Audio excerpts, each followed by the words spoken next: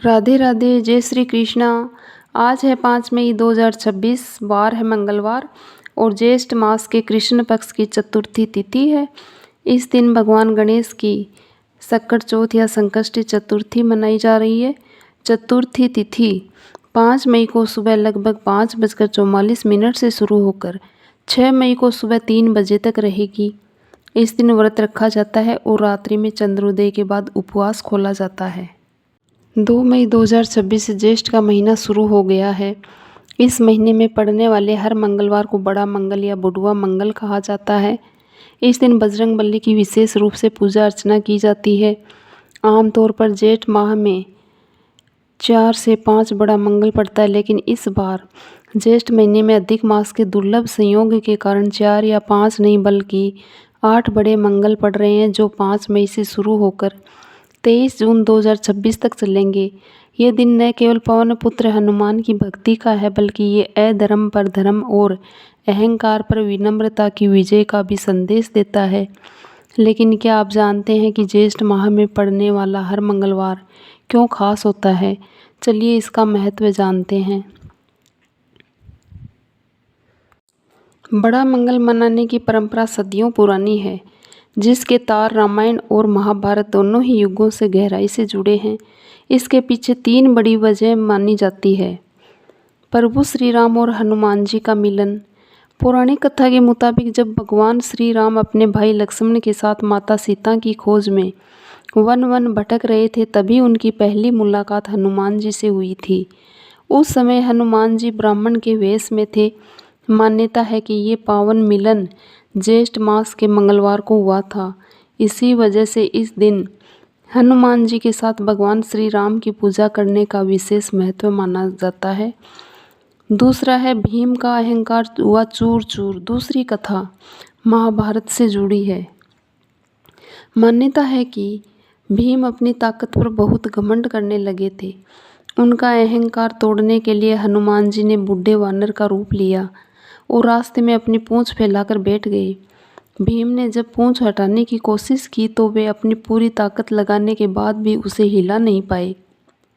तब उन्हें अपनी गलती का एहसास हुआ और उन्होंने क्षमा मांगी। इसके बाद हनुमान जी ने उन्हें अपने असली रूप में दर्शन दिए। इसी कारण इस दिन को बुढ़वा मंगल भी कहा जाता है। तीसरी वजह है लंका में बजरंगबली का विराट रूप। तीसरी कथा रामायण काल की है। एक बार हनुमान जी माता सीता का संदेश लेकर लंका पहुँचे तो अभिमानी रावण ने उन्हें तुच्छ बंदर कहकर अपमानित किया। रावण के इसी मद को चूर करने के लिए बजरंगबली ने एक वृद्ध वानर से सीधे विराट रूप धारण कर लिया और अपनी पूंछ से सोने की लंका को भस्म कर दिया। ये पराक्रम भी ज्येष्ठ मास के मंगलवार को ही घटित हुआ था। अनेक बार मनुष्य अपने जीवन में ऐसे संकटों से घिर जाता है जहां उसे कोई मार्ग दिखाई नहीं देता। धन चला जाए तो फिर भी जीवन चलता है, लेकिन जब मन से आशा चली जाए तब सबसे बड़ा अंधकार उतरता है। और ऐसे ही अंधकार को दूर करने के लिए हमारे सनातन धर्म में संकट चतुर्थी का अत्यंत पवित्र विधान बताया गया है। विशेषकर ज्येष्ठ मास में आने वाली संकट चतुर्थी का महत्व तो स्कंद पुराण और भविष्य पुराण में अत्यंत अद्भुत बताया गया है, क्योंकि ये वह समय होता है जब सूर्य देव अपनी प्रचंडता पर होते हैं, धरती तप रही होती है, जल का महत्व बढ़ जाता है और उसी समय गणपति तथा हनुमान जी की आराधना मनुष्य के समस्त संकटों को हरने वाली मानी गई है। आज हम सुनेंगे ज्येष्ठ मास अध्याय की वह पावन कथा जिसमें हनुमान जी और गणेश जी की कृपा से एक राजा, एक निर्धन ब्राह्मण और एक दुखी स्त्री के जीवन के भयंकर संकट दूर हुए। पुराणों में आता है कि प्राचीन समय में अवंती नगरी में वीरकेतु नाम का एक राजा राज्य करता था। राजा बड़ा पराक्रमी था, धर्मात्मा भी था, लेकिन उसके जीवन में एक बहुत बड़ा दोष था। उसे अपने बल और अपनी बुद्धि पर अत्यधिक अभिमान था। वह कहा करता था कि मनुष्य अपने कर्म से सब कुछ प्राप्त करता है, देवताओं की कृपा जैसी कोई वस्तु नहीं होती। राजा के राजपुरोहित ने कई बार उसे समझाया कि राजन, मनुष्य कर्म अवश्य करता है, परंतु फल देने वाला ईश्वर ही होता है। गणपति विघ्नों को हरते हैं और हनुमान जी भय तथा संकट को नष्ट करते हैं।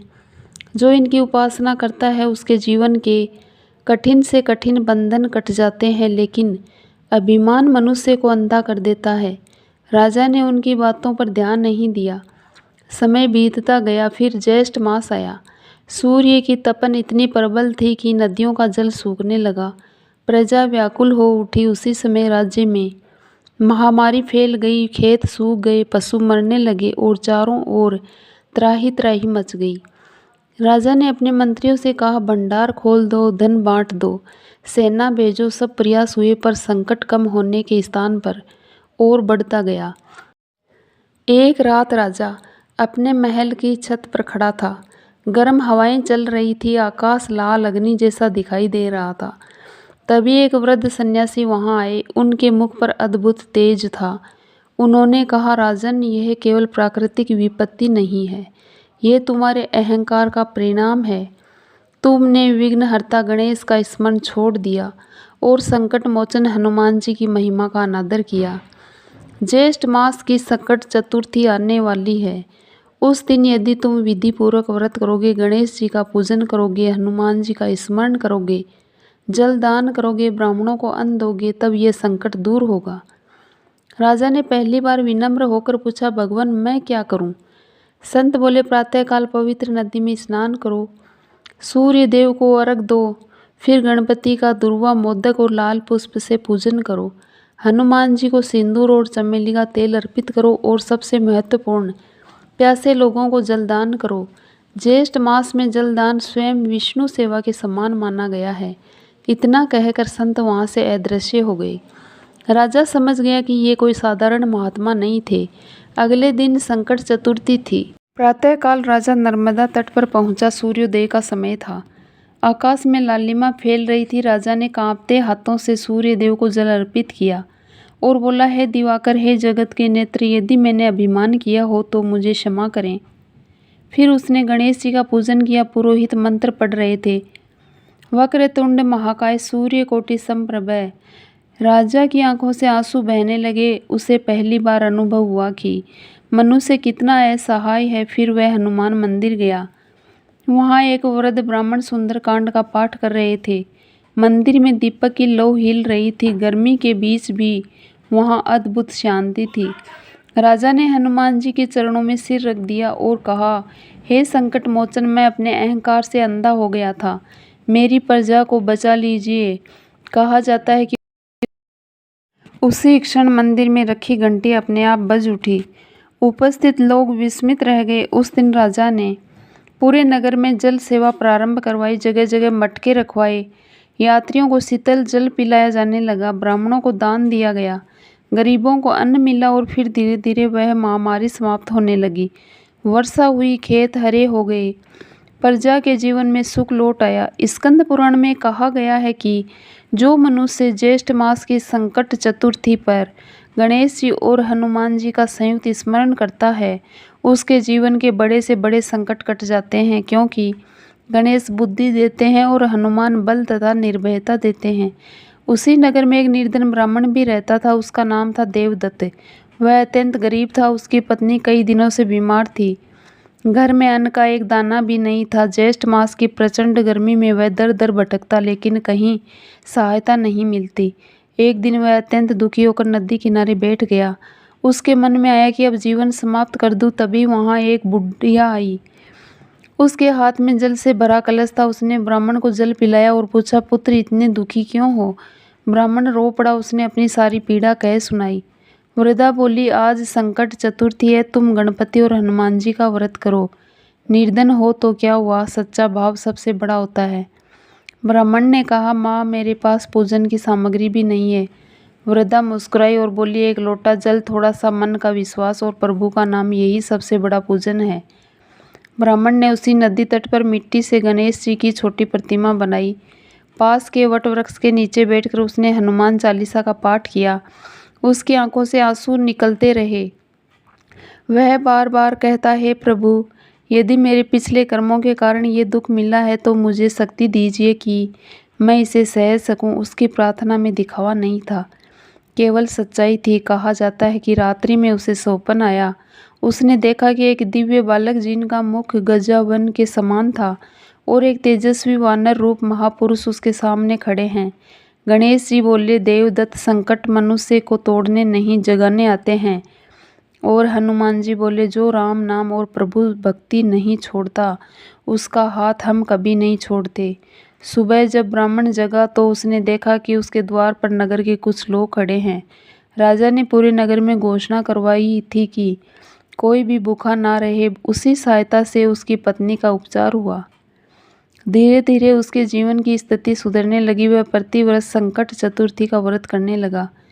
बाद में वही ब्राह्मण नगर का सम्मानित विद्वान बना।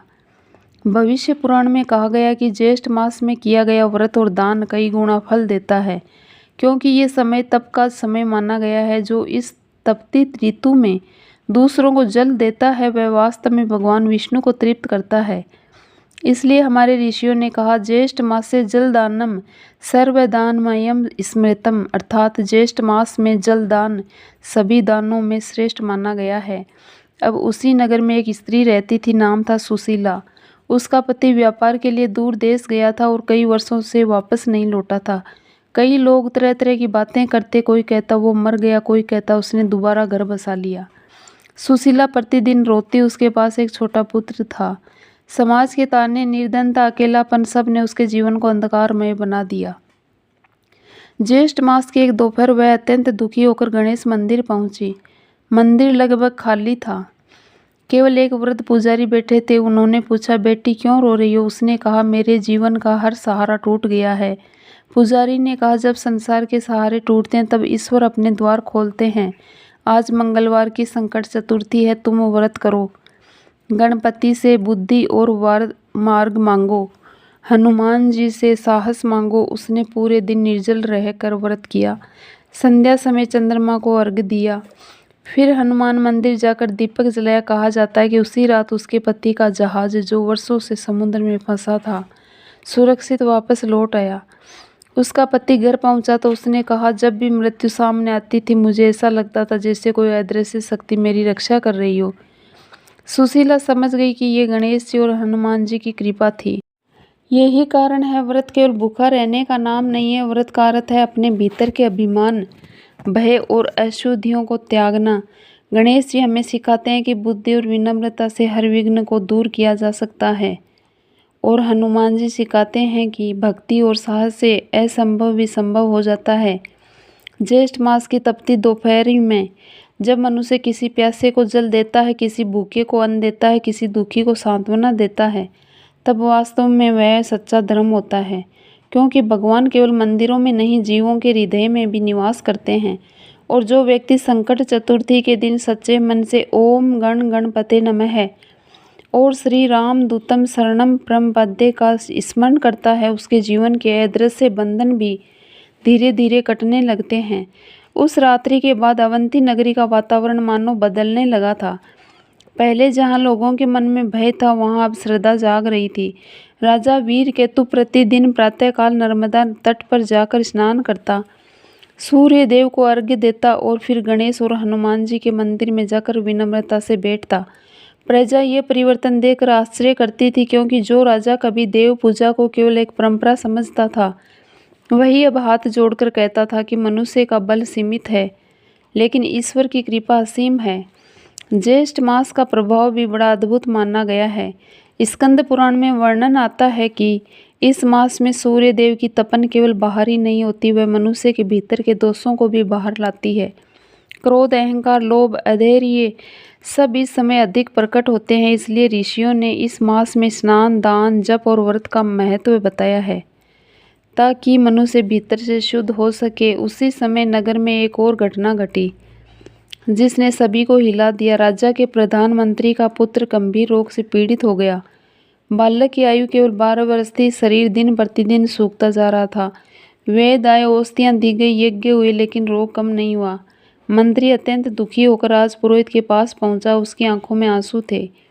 उसने कहा, गुरुदेव, मैंने जीवन भर धर्म का पालन किया, दान किया, गौ सेवा की, फिर भी मेरे पुत्र पर यह विपत्ति क्यों आई है? राजपुरोहित ने शांत स्वर में कहा, पुत्र, कभी कभी संकट दंड नहीं होते, जागरण होते हैं, मनुष्य को प्रभु के ओर निकट लाने का माध्यम होते हैं।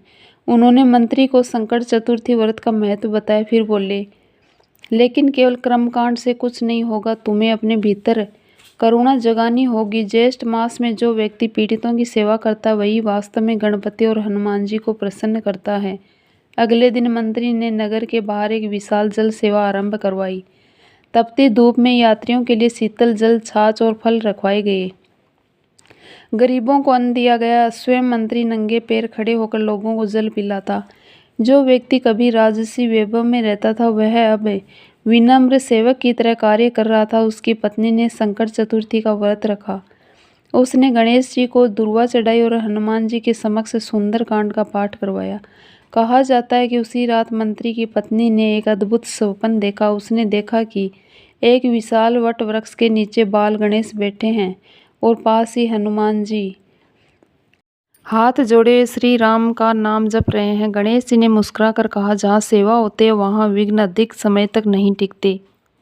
और हनुमान जी बोले, जिस घर में राम नाम और करुणा दोनों हो वहाँ भय प्रवेश नहीं कर सकता। सुबह होते ही बालक का ज्वर उतर गया। कुछ ही दिनों में वह स्वस्थ होने लगा। पूरा नगर इसे ईश्वरीय कृपा मानने लगा। पद्म पुराण में कहा गया है कि गणपति केवल बाहरी विघ्न नहीं हटाते, वे मनुष्य की बुद्धि को भी शुद्ध करते हैं। और जब बुद्धि शुद्ध होती है तब जीवन का मार्ग स्पष्ट होने लगता है। इसलिए हर शुभ कार्य से पहले गणेश वंदना की जाती है। और जब मनुष्य संकट में होता है तब हनुमान जी का स्मरण किया जाता है, क्योंकि वे स्वयं भगवान शिव के अंश है और राम भक्ति के कारण उन्हें अमरत्व का वरदान प्राप्त है। अब सुनिए एक और अद्भुत प्रसंग जिसका वर्णन भविष्य पुराण में मिलता है। प्राचीन समय में एक व्यापारी था, नाम था धर्मपाल। वह अत्यंत धनवान था, लेकिन उसका मन हमेशा भय से भरा रहता। उसे लगता कि कहीं उसका धन नहीं चला जाए, कहीं व्यापार में हानि ना हो जाए। ज्येष्ठ मास आया, भीषण गर्मी पड़ रही थी। नगर के बाहर साधु संत यात्राएं कर रहे थे, लोग जल दान कर रहे थे। लेकिन धर्मपाल ने अपने सेवकों से कह रखा था कि किसी को मुफ्त में जल या अन्न मत देना, धन कठिन परिश्रम से कमाया जाता है। उसकी पत्नी बहुत धार्मिक थी। उसने कहा, स्वामी, ज्येष्ठ मास में जल दान ना करना बहुत बड़ा दोष माना गया है। लेकिन धर्मपाल नहीं माना। कुछ दिनों बाद उसके गोदाम में अचानक आग लग गई। तेज गर्मी और हवा के कारण आग इतनी बढ़ी कि सब कुछ जलने लगा। व्यापारी रोने लगा। जीवन भर की कमाई उसकी आंखों के सामने नष्ट हो रही थी। उसी समय वहां एक साधु आए। उन्होंने कहा, धर्मपाल, धन जब केवल अपने लिए रखा जाए तब वह विनाश का कारण बनता है, लेकिन जब वही धन सेवा में लगे तब लक्ष्मी स्थिर होती है। व्यापारी रो पड़ा। उसने हाथ जोड़कर कहा, महाराज, अब मुझे क्या करना चाहिए? साधु बोले, संकट चतुर्थी आने वाली है। उस दिन गणेश जी का पूजन करो, हनुमान जी के मंदिर में दीप जलाओ और प्रण लो कि जीवन भर जलदान करोगे। व्यापारी ने वैसा ही किया।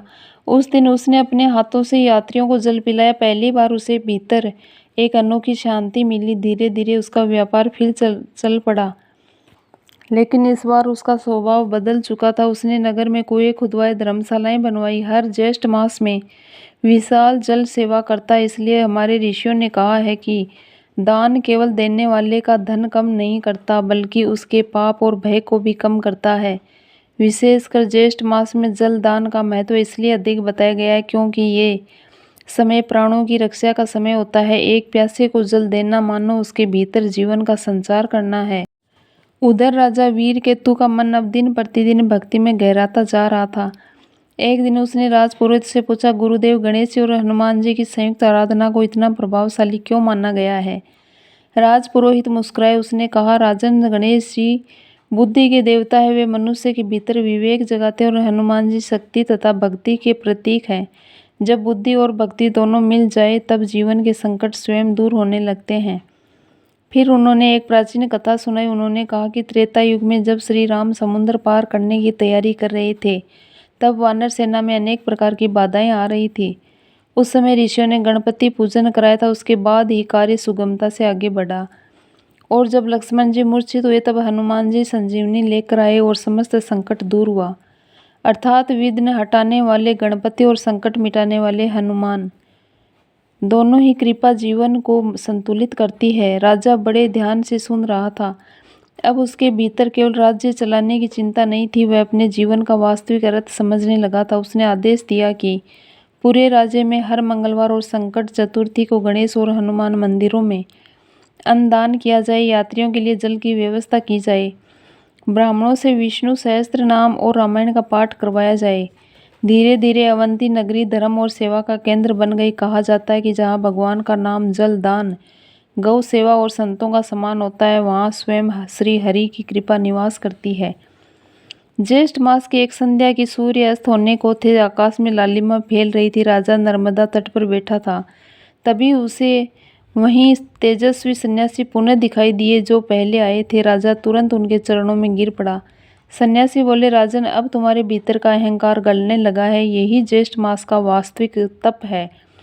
राजा ने विनम्र होकर पूछा, भगवान, क्या केवल व्रत और दान से ही मुक्ति मिल जाती है? सन्यासी ने कहा, नहीं राजन, व्रत शरीर को संयम सिखाता है, दान मन को निर्मल करता है और भक्ति आत्मा को ईश्वर से जोड़ती है। जब ये तीनों मिलते हैं तभी जीवन पूर्ण होता है। फिर उन्होंने कहा, याद रखो, संकट जीवन से कभी पूरी तरह समाप्त नहीं होते, लेकिन जो गणपति की कृपा से सही बुद्धि और हनुमान जी की कृपा से अटूट साहस ले लेता है, उसके लिए कोई संकट असहनीय नहीं रहता। राजा की आंखों से आंसू बहने लगे। उस क्षण उसे ऐसा अनुभव हुआ मानो उसके हृदय का सारा भार उतर गया हो। उस दिव्य अनुभूति के बाद राजा वीर केतु के जीवन में एक अद्भुत परिवर्तन आ चुका था। अब वह केवल एक शासक नहीं रहा था, बल्कि प्रजा का सेवक बन गया था।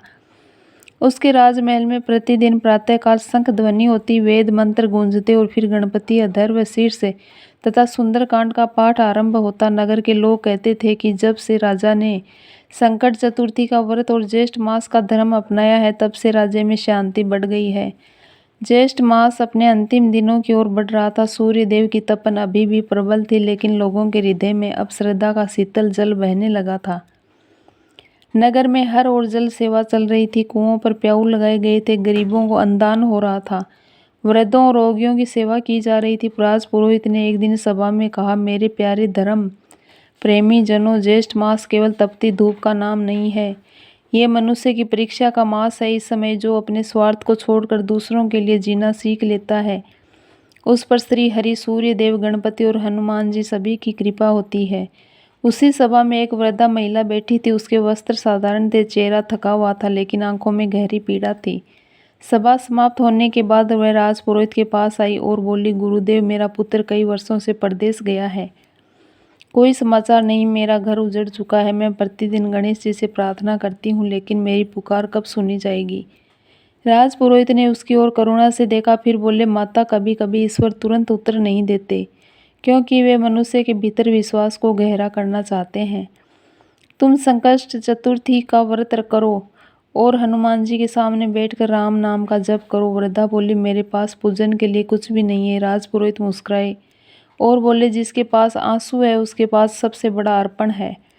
ये सुनते वृद्धा की आंखें भर आई। अगले मंगलवार को उसने व्रत रखा, प्रातःकाल नदी में स्नान किया, फिर मिट्टी से छोटा गणेश बनाकर दुर्वा चढ़ाई। शाम को मंदिर में बैठकर उसने धीमे स्वर में राम नाम जपना आरंभ किया। मंदिर में उस समय सुंदरकांड का पाठ चल रहा था। संकट ते हनुमान छुड़ाए, मन वचन कर्म ध्यान जो लावे। वृद्धा रोती जाती और राम नाम जपती जाती। कहा जाता है कि उसी रात नगर के द्वार पर एक थका हुआ यात्री पहुंचा। उसके वस्त्र फटे हुए थे, शरीर पर धूल थी। पहरेदारों ने उसे रोका। उसने कांपते स्वर में कहा, मैं इसी नगर की माता गौरी का पुत्र हूँ। वर्षों पहले व्यापार के लिए गया था, समुद्र में डाकुओं ने पकड़ लिया, बड़ी कठिनाई से बचकर लौट आया हूँ। जब वह अपनी माँ के घर पहुंचा तब वृद्धा उसे देखते ही फूट फूट कर रो पड़ी। पूरे नगर में ये समाचार फैल गया कि संकट चतुर्थी और हनुमान भक्ति से वृद्धा का संकट दूर हो गया। राजपुरोहित ने सभा में कहा, देखो, ईश्वर की कृपा समय ले सकती है, लेकिन व्यर्थ कभी नहीं जाती। इसी बीच ज्येष्ठ मास की पूर्णिमा निकट आ गई। उस दिन राजा ने पूरे राज्य में विशेष उत्सव का आयोजन किया। नर्मदा तट पर विशाल यज्ञ हुआ, ब्राह्मणों को वस्त्र अन्नदान दिया गया, हजारों यात्रियों को शीतल जल और फल वितरित किए गए। यज्ञ के बाद राजपुरोहित ने एक गहरी बात कही, मनुष्य सोचता है कि उसका सबसे बड़ा संकट बाहर है, गरीबी, रोग, शत्रु, अपमान, लेकिन शास्त्र कहते हैं कि सबसे बड़ा संकट भीतर है, अहंकार, भय, लोभ और अविश्वास। गणपति इन विघ्नों को बुद्धि से काटते हैं और हनुमान जी भक्ति और साहस से। फिर उन्होंने विष्णु पुराण का एक प्रसंग सुनाया। उन्होंने कहा कि जब जब मनुष्य धर्म से दूर होता है, तब जीवन में अशांति बढ़ती है, और जब वह पुनः सेवा, दान और भक्ति के मार्ग पर लौटता है, तब ईश्वर उसकी रक्षा करते हैं। राजा वीर केतु अब गहरे चिंतन में डूब चुका था। उसने कहा, गुरुदेव, क्या यही कारण है कि हमारे ऋषियों ने ज्येष्ठ मास में विशेष रूप से जलदान का विधान रखा? राजपुरोहित बोले, हाँ राजन, क्योंकि जल केवल शरीर की प्यास नहीं बुझाता, वो करुणा का प्रतीक है। जो मनुष्य तपती धूप में किसी प्यासे को जल देता है, वह वास्तव में अपने भीतर के कठोरपन को भी पिछलाता है। फिर उन्होंने कहा, और याद रखो, गणपति का बड़ा मस्तक हमें विवेक सिखाता है, उनके बड़े कान हमें सुनना सिखाते हैं, और हनुमान जी का जीवन हमें ये सिखाता है कि सच्ची शक्ति विनम्रता में होती है। सभा में बैठे लोग मंत्र मुग्ध होकर सुन रहे थे। उसी समय मंदिर के बाहर से भजन की ध्वनि आने लगी। जय गणेश देवा, जय हनुमान ज्ञान गुण सागर। संध्या का समय था। आकाश में चंद्रमा प्रकट हो चुका था। शीतल हवा बह रही थी और ऐसा लग रहा था मानो पूरा वातावरण भक्ति में डूब गया हो। राजा ने उसी क्षण प्रण लिया कि वह जीवन भर प्रत्येक ज्येष्ठ मास में संकट चतुर्थी का व्रत करेगा, जलदान करेगा और प्रजा की सेवा करेगा। धीरे धीरे वर्षों बीत गए। अवंती नगरी समृद्ध होती गई, लेकिन सबसे बड़ा परिवर्तन ये था कि वहाँ के लोगों के हृदय बदल चुके थे। अब लोग केवल अपने लिए नहीं जीते, वे यात्रियों को जल पिलाते, गरीबों की सहायता करते, मंदिरों में सेवा करते और संकट में पड़े लोगों का सहारा बनते। और यही इस कथा का सबसे बड़ा संदेश है। हरे कृष्णा। आज की कथा में इतना ही। आइए सुनते हैं सूर्य चालीसा का पाठ। श्री रवि हरत हो घोर तम, अगणत किरण पसारी। वंदन करूं तब चरणन में, अर्घ देऊं जलधारी। सकल सृष्टि के स्वामी हो, सचराचर के नाथ। निस्त दिन होत तुमसे ही, होवत संध्या प्रभात। जय भगवान सूर्य तमहारी, जय गणेश तिनकर शुभकारी। तुम हो सृष्टि के नेत्र स्वरूपा, त्रिगुणधारी त्रिवेद स्वरूपा। तुम ही कर्ता पालक संहारक, भुवन चतुर्दश के संचालक। सुंदर बदन चतुर्भुजधारी, रसिम रथी तुम गगन बिहारी।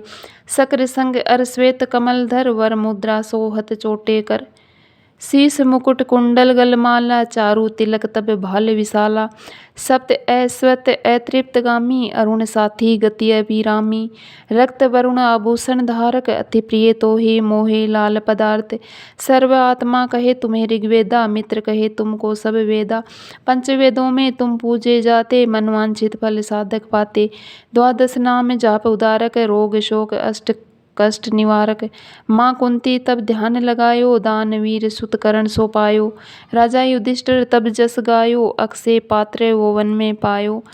शस्त्र त्याग अर्जुन अकुरायो, वन आदित्य हृदय से पायो। विद्यांचल तब मार्ग में आयो, हाहाकार तिमिर से छायो। मुनि अगस्त गिरि ग्रभ मिटायो, निज तब बल से विधि ही नवायो। मुनि अगस्त तब महिमा गाई, सुमिर भय विजय रघुराई। तोहे वीरो मधुर फल जाना, मुख में लीनी तोहे हनुमाना। तब नंदन शनि देव कहावे, पवन के सुत शनि तीर मिटावे। यज्ञवत स्तुति तुम्हारी कीनी, भेंट शुक्ल यजुर्वेद की दीनी। सूर्यमुखी खरतर तब रूपा, कृष्ण सुदर्शन दर्शन भानु स्वरूपा। नमन तोहे ओमकार स्वरूपा, नमन आत्मा अरुकाल स्वरूपा। दगत तब तेज प्रकाशे, उज्ज्वल रूप तुम्हें आकाशे। 10 दिग्बाल करत तब सुमिरन, अंजलि नित्य करत है अर्पण। त्रिविध ताप हरता तुम भगवन, ज्ञान ज्योति करता तुम भगवन। सफल बनावे तब आराधना गायत्री, जप सरल है साधन संध्या। त्रिकाल करत जो कोई पावे, कृपा सदा तब वो चित शांति। सूर्याष्टक देव व्याधि अपाधि, सब हर लेवे। अष्टदल कमल यंत्र शुभकारी। पूजा उपासन तब शुभकारी, माघ मास शुद्ध सप्तमी पावन। आरंभ हो तब शुभ व्रत पालन, भानु सप्तमी मंगलकारी। भक्ति दैनी दोष नहारी, रविवासर जो तुमको ध्यावे। पुत्रवादिक तुग वैभव पावे, पाप रूपी पर्वत के विनाशी। वृज रूप तुम हो अविनाशी, राहु आन तब ग्रास बनावे। ग्रहण सूर्य ताको लग जावे, धर्म दान तब करते हैं साधक। मिटत राहु तब पीड़ा बाधक, सूर्य देव तब कृपा कीजिए। दीर्घ आयु बल बुद्धि दीजिए। सूर्य उपासना कर नित ध्यावे, कुष्ठ रोग से मुक्ति पावे। दक्षिण दिशा तोरी गति जावे, दक्षिणायन वो ही कहलावे। उत्तर मार्गी तो रथ होवे, उत्तरायण तब वो कहलावे। मन अरु वचन कर्म हो पावन, संयम करता भलित आराधना। भरत दास चिंतन करत घर दिन कर, तब ध्यान रखियो कृपा इस भक्त पे तुम्हारी सूर्य भगवान। ओम जय सूर्य भगवान, जय हो दिनकर भगवान, जगत के नेत्र स्वरूपा तुम हो त्रिगुण स्वरूपा। धरत सब ही तब ध्यान, ओम जय सूर्य भगवान, सारथी अरुण है प्रभु तुम श्वेत कमलधारी, तुम चार भुजाधारी अश्व है, सात तुम्हारे कोटि किरण पसारे, तुम हो देव महान। ओम जय सूर्य भगवान, उषा काल में जब तुम उद्यान चलाते, सब तब दर्शन पाते, फैलाते उजियारा जागता तब जग सारा, करे सब तब गुणगान। ओम जय सूर्य भगवान, संध्या में भुवनेश्वर अस्तांचल जाते, गोधन तब घर आते, गोधुल बेला में हर घर हर आंगन में हो तब महिमा गान। ओम जय सूर्य भगवान, देव धनुज नर नारी, ऋषि मुनिवर भजते, आदित्य हृदय जपते स्तोत्र मंगलकारी, इसकी हर रचना न्यारी, देव नवजीवन दान। ओम जय सूर्य भगवान, तुम हो त्रिकाल रचेता, तुम जग के आधार महिमा, तब अपरंपार प्राणों का सींचन करते, भक्त को अपने देते बल बुद्धि और ज्ञान। ओम जय सूर्य भगवान, भूचर जलचर खेचर सबके हो प्राण, तुम्ही सब जीवों के प्राण, तुम्ही वेद पुराण बखाने, धर्म सभी तुम्हें माने, तुम ही सर्वशक्तिमान। ओम जय सूर्य भगवान, पूजन करती दिशाएं पूजे, दस दिक्पाल तुम भवनों के प्रतिपाल, ऋतुएं तुम्हारी दासी, तुम शाश्वत विनाशी, शुभ कार्य अंशुमान। ओम जय सूर्य भगवान, ओम जय सूर्य भगवान, जय हो दिनकर भगवान, जगत के नेत्र स्वरूपा तुम हो त्रिगुण स्वरूपा। धरत सभी तब ध्यान, ओम जय सूर्य भगवान, प्रेम से बोलिए सूर्य भगवान की जय। राधे राधे, जय श्री कृष्ण।